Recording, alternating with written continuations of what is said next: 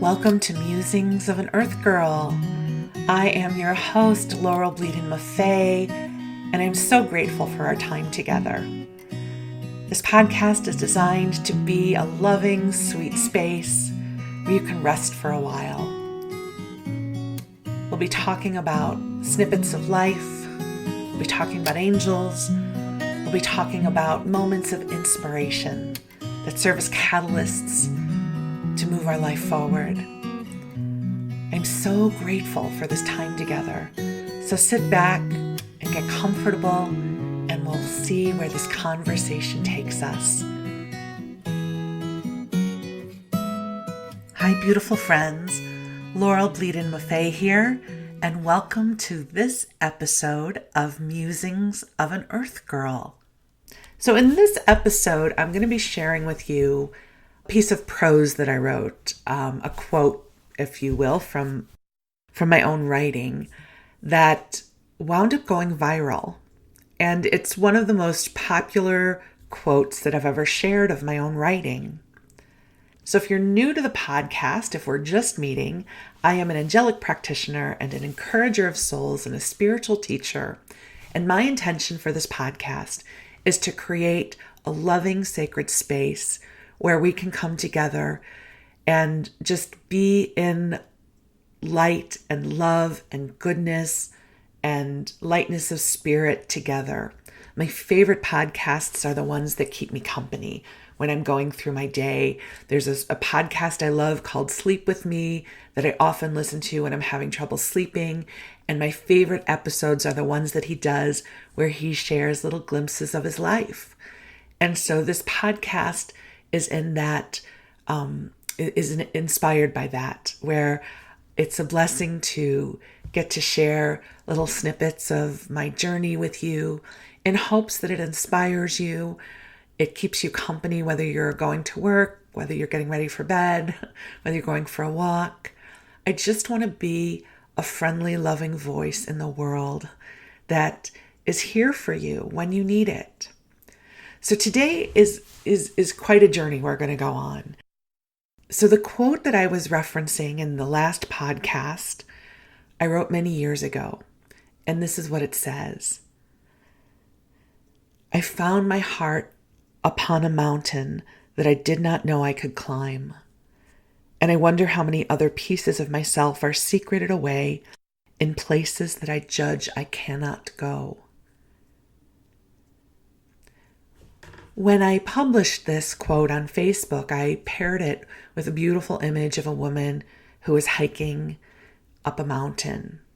And the post has always done really well. On the occasions when I have Googled myself, it's not very often, but I know we all Google ourselves at some point, especially for me, I have an uncommon name. So I know anytime I see Laurel Bleadon-Maffei, it's me. So when I Google myself, this quote always seems to show up. People have used it in their blogs and other on their websites. And it's such a blessing to write something that others can claim as theirs.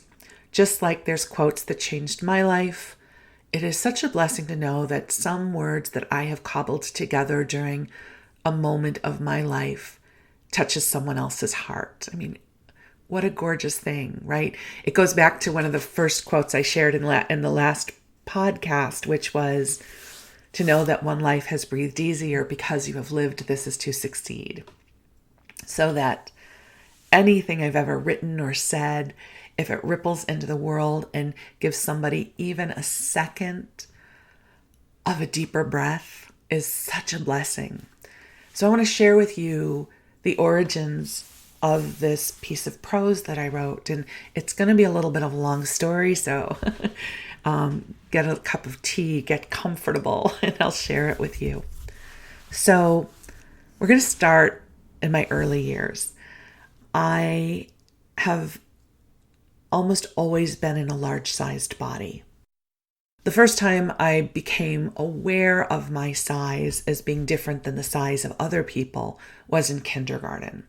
So I've been doing this for a long time. I'm now 56 years old and I'm still in a large size body. So there have been times in my life when I've escaped it and gotten smaller, and then I usually get bigger, and it's a journey, and this isn't going to be about that. But one of the things about being in a large size body, I also was not at all athletic. Some people who are in larger bodies are very athletic. I was the antithesis of that. I don't know that I wanted to spend much time in my body. I joke around sometimes and say I just left enough of myself in my body so that no one would know that I was missing. Then I just went other places. And at the time that I went to school, we had a daily gym class, which I loathed. I mean, it was the worst part of my day because no matter what we were doing, I couldn't do it. I just had no muscle. I had no athletic ability. I couldn't run. It was really a nightmare.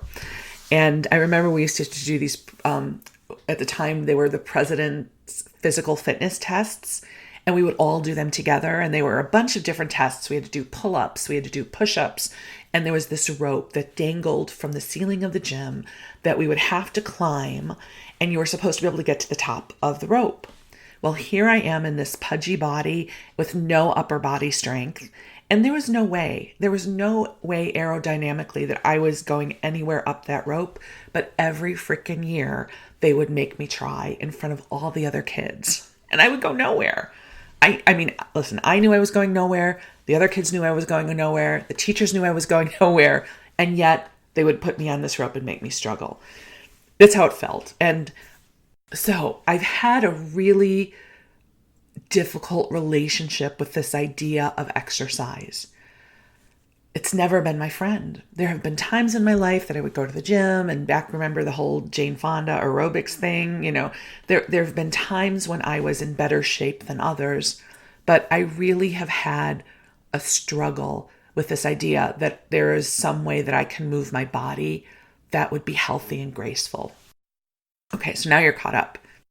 So now it's the year 2001, and I'm enrolled in the University of Santa Monica's spiritual psychology program.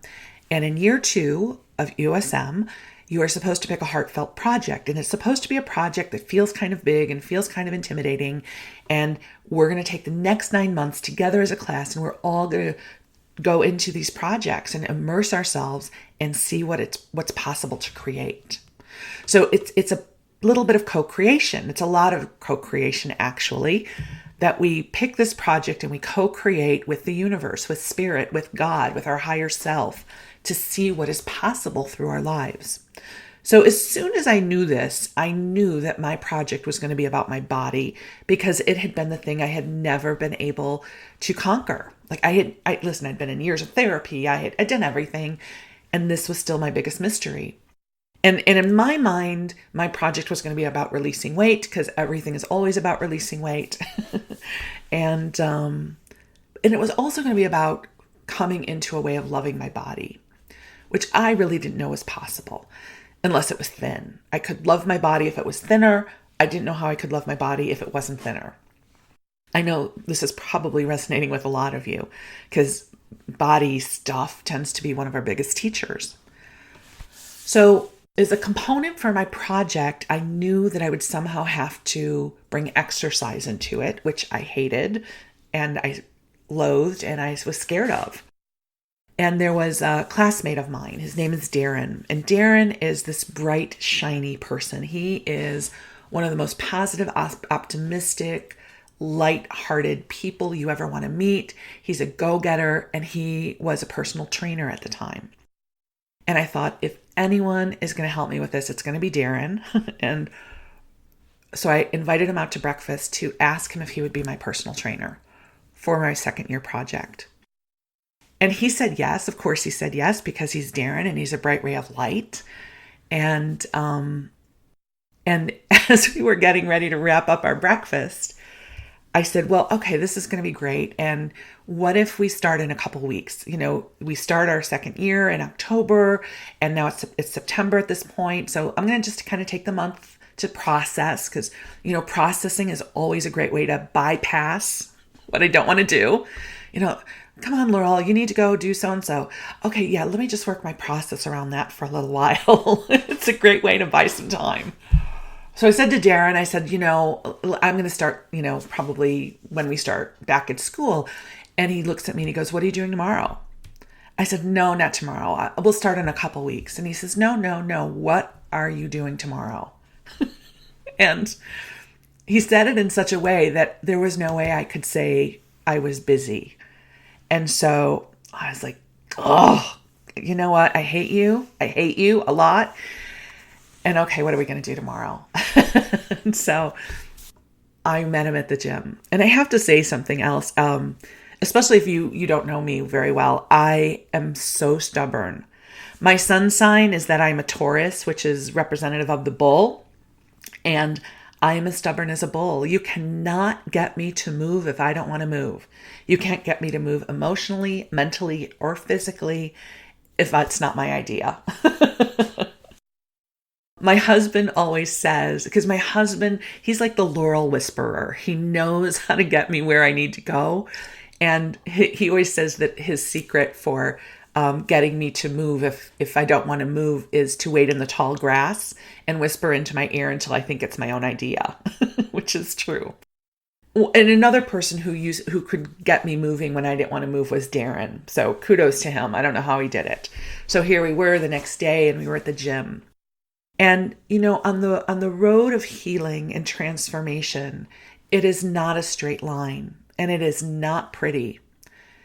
If we were in alignment with making the changes we were seeking to make, we would have made them already. But quite often when we are seeking to transform an aspect of our lives, especially one that we haven't been able to transform for years, there are many layers in our psyche. There are many layers and aspects of self that are speaking up even if we can't hear them. So one of the ones that was up for me that I didn't even realize was there was I had a fear of moving my body in exertion. Almost like a fear that I would die somehow. And it's not rational. And I didn't even know it was there until we started this journey. So here we were, and it was our first day together at the gym. And I was shaking. Physically, I was shaking, and there were tears welling up, and I was so afraid. When we're going through transformation, it is such a gift to have somebody who can hold for us while all the layers come to the surface.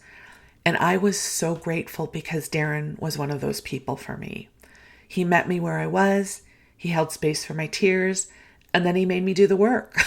He was like, I was not going to get out of this by getting all weepy and overwhelmed. He's like, you can cry, but you still got to lift the weights. I thought, all right, guy, we're going to go places together, aren't we? So for a few months we worked out together. And then one day, Darren asked me to meet him at one of the trails in Los Angeles. So Los Angeles is such a beautiful area, and there are all kinds of hills around LA, and there's lots of trails that you can go hike, which in theory always sounded great to me. The same way in theory doing sunset yoga at the beach sounds great to me, and I've never ever done it. I like to think I'm the kind of person who does sunset yoga at the beach and then has an acai bowl, and it's never happened. And it probably never will. But the trail was something that appealed to me. And so I met Darren at the trail. And this trail that we were at, I'm going to get philosophical with you for a moment. We each have our own mountains. So this trail to me felt like it was going up a mountain. It felt so steep. And the truth is, if you are somebody who is incredibly fit and you go hiking, you would probably look at the same trail going, it's not a big deal. I don't know what your problem was. That's so easy. I could get up there in 5 minutes. And that was probably true. And what is a mountain to me might not be a mountain to you, and vice versa. So this felt like a mountain to me. And I kind of went into meltdown mode. I sound so dramatic, don't I? But my stuff was up. Like this little kid who couldn't make it up the rope, and everybody else, made fun of her. Like, it's like I I was so overwhelmed at this idea that he was asking me to do something I knew I could not do. And I said to him, I can't do this. I can't do this. And I'm afraid if you make me do this, I might die. And I don't know where that came from. Sometimes when we are in the healing mode, these phrases and these words like emit from us. And I know for me, when that happens, I look back at myself, I'm like, who said that? And it was me. And there was this part of me that felt like if he made me do this, I could die. Again, it's an aspect of self. This is part of the transformational healing journey. So this is what he said to me. Again, this is why he's such an amazing person. This is what he says to me. He says, this is what we're going to do. This is how we're going to climb this hill. You'll take a step, and if you need to, you'll rest. And then you'll take another step, and if you need to, you'll rest. You'll take a step and you'll rest, and then you'll take a step and you'll rest, and we're going to get up there today. And that sounded reasonable. I thought, okay, all right. And that's what we did. I don't know how many steps I took, and I don't know how many times I rested. I know I rested a lot on the way up there, and I was crying and I was overwhelmed. And at the same time, something was cracking open in me. And sure enough, we made it up that incline to sort of the next level place. And it was an epiphany. It was amazing. And I can't get over that. I couldn't then get over that I had been able to do that. So this is where it started. Now, flash forward a few more months, and it's the day before Christmas Eve. So it's December 23rd. And I had heard magical things about Will Rogers State Park. Will Rogers State Park is a beautiful place in the Pacific Palisades of Los Angeles, which is near the Pacific Ocean. And there's mountains and there's polo fields. And it was actually bequeathed by the actor Will Rogers. And they're known for their trails. And I had wanted to go there. And I didn't know how much I could do. And I think at the time Darren was out of town and some of my other friends were out of town. And so I was kind of on my own. And so I decided to go to Will Rogers State Park, and I parked my car. And then I started up the trail following this Darren theory of hiking, which is I'll walk, and if I get tired, I'll rest. It's really helpful. It really works. So I go walking, and so when you're walking up the trail at Will Rogers, you go up an incline. And then at some point you go around a bend as you're ascending, and you go around this bend, and all of a sudden you're greeted by the Pacific Ocean. It's a wonderful moment. And that day was clear. Decembers in Los Angeles tend to be clear and beautiful. And so I was greeted by the Pacific Ocean, and I'm surrounded by all of this greenery, and there's the dirt beneath my feet, and it smells so delicious because there's sage and eucalyptus, and it was a revelation. And I kept walking. I was exhausted, but I kept walking a little bit further. I tried to push myself further than I thought that I could go. And then I was like, okay, ta-da! And I didn't make it all the way around the trail, but I still was feeling so victorious because I had made it so much further than I thought I could go. And I turned around and hiked back down. Because, the thing about hiking is you walk a certain way and then you somehow have to get back from where you are. There's no golf carts to take you, although I wish there would. That'd be great. And so I walked back down. And I'm feeling so good about myself, and I'm exhausted. And I just did so much more than I knew that I could. And I put my hand in my pocket, and my car keys are gone. I put them in my pocket. And at some point, they had fallen out along the trail. And so I look up where I had been, and I'm thinking, oh my God, I have to go back up there now and look for my keys. Because I didn't want to be that person who went over to the ranger and could you drive me up in a handy golf cart to look for my keys? I mean, I don't know. I just didn't feel like that was an option. And so I somehow walked back up that trail I had just been up that I didn't even know I could walk once. And Lord knows I didn't know that I could walk it twice. But apparently Spirit, God, the universe thought that I could and needed to tell me that. So I'm walking back up the trail looking for my car keys.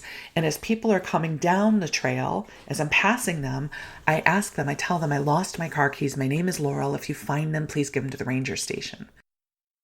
Walk back up to where I was, no keys. And now I come back down and I'm thinking, at the time I live alone. Who am I going to call to rescue me? It's the day before Christmas.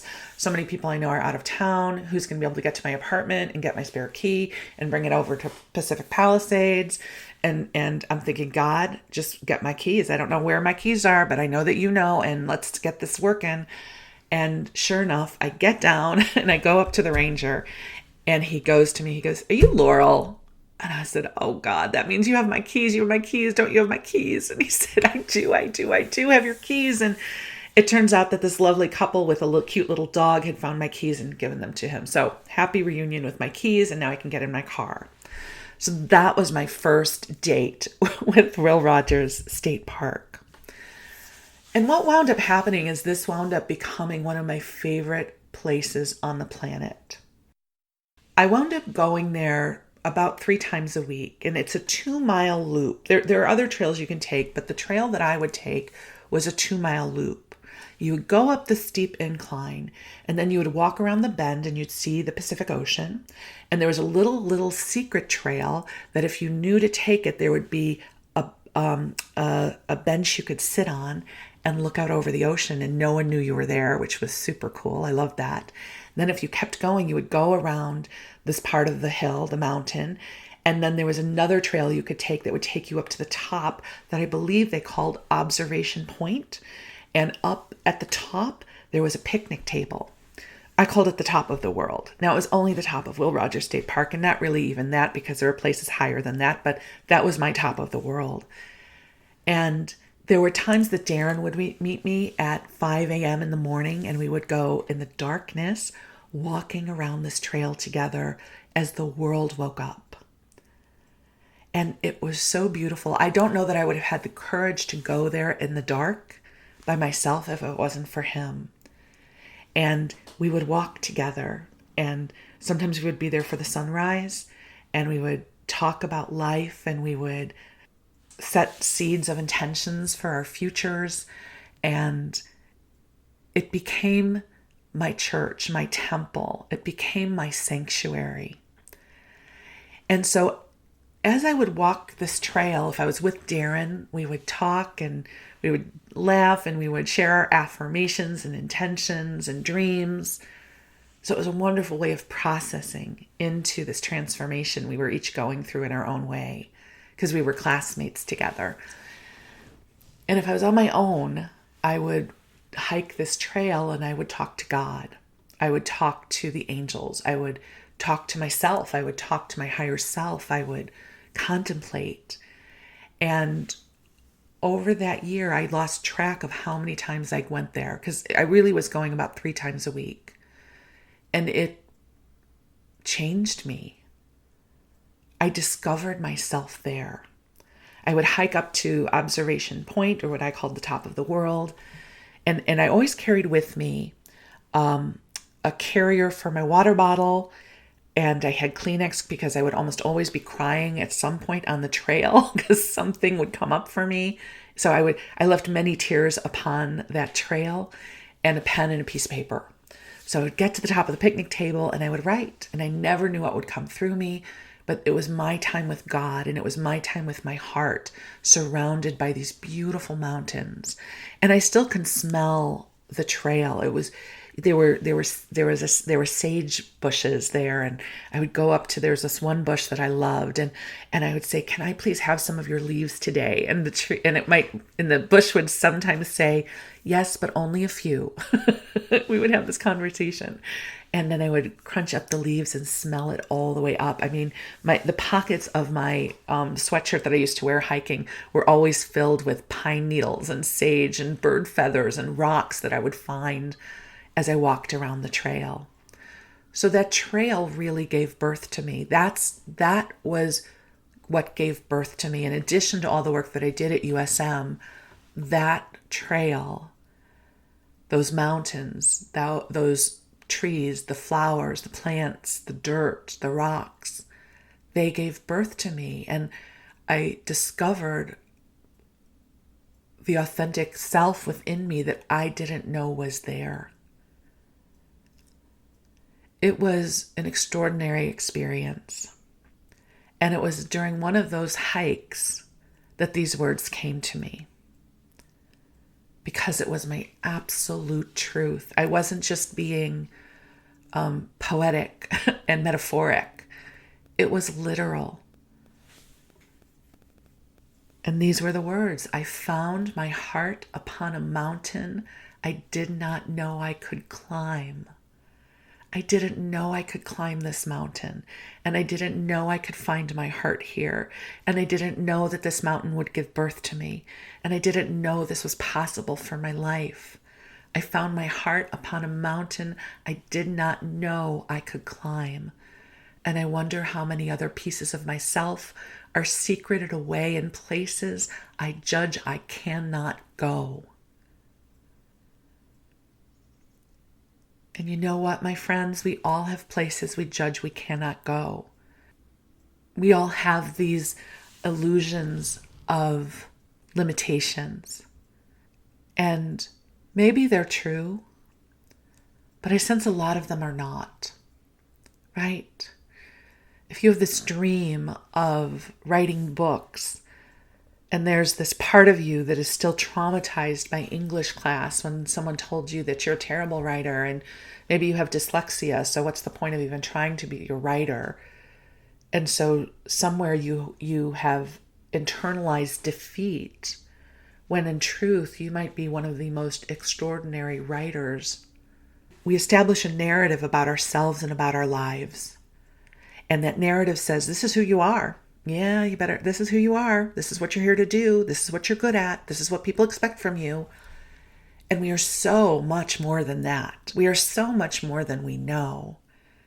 So my dream for you is that if there is something that you perceive as your own personal mountain, that you remember these words from a beautiful friend of mine. Take a step and rest, and take a step and rest. But you'll get up there. You don't have to do it all at once, and you don't have to make it look good. You don't have to be graceful. Let me tell you, you know how there are people who exercise and they still look good? You know, it's like their hair is still good, and they might have like some pretty sweat rolling off of them. They just look glossy. I am not that person. I have red hair. I have ruddy cheeks. I'm a big girl. And when I exert myself, I turn bright red and my hair frizzes, and there's nothing pretty about it. It's like, it doesn't look pretty. My process of transformation is not a pretty one. I cry a lot. I get overwhelmed. I complain. I go into resistance. I rebel. I get flushed. It's really like giving birth, honestly. And I say that as a woman who's never given birth. So forgive me for diminishing the birth experience. But it's a metaphoric birth of letting an aspect of self, the authentic self, come into the world. So whatever your mountain is, your angels are with you. And I send blessings to your mountains. I send blessings to my mountains, because I still have them. We all still will. As long as we are alive in this life, we will have points on the horizon that feel out of reach, but still whisper our name. And that's what makes this life exciting. So let's go for our mountains together. I found my heart upon a mountain I did not know I could climb, and I wonder how many pieces of myself are secreted away in places I judge I cannot go. And I'm high-fiving you across the universe. So thank you for letting me share this snapshot of my life with you. I hope it has inspired you, because you are a beautiful, amazing being. You have gifts and abilities within you. You are a bright source of light in this world. You are one of the good ones who is here to leave the world a better place. And I am so deeply grateful for you. So until next time, I say thank you. And I say God bless, namaste, peace be with you. Thank you, beloved friends. We'll talk again soon. Musings of an Earth Girl is brought to you by me, Laurel Bleadon-Maffei, and Illuminating Souls. I invite you to join me at illuminatingsouls.com, where you can learn more about the classes and services I offer, including angel readings, soul mentoring, and classes designed to inspire your spirit. You also can sign up for the Daily Inspiration email blast, where you'll receive an uplifting message from me each day by email, Monday through Friday. You can sign up for that at my homepage at Illuminating Souls. Thank you, dear one, for spending this time with me. You are why I do this work. You are why I've created this podcast, because I know that whenever our souls meet, when we meet in the land of love and light and inspiration, the world becomes a bit brighter. So thank you for who you are and the light you shine in this world. I am so deeply grateful for you. I send you love, I send you blessings, and I send you sparkles of magic.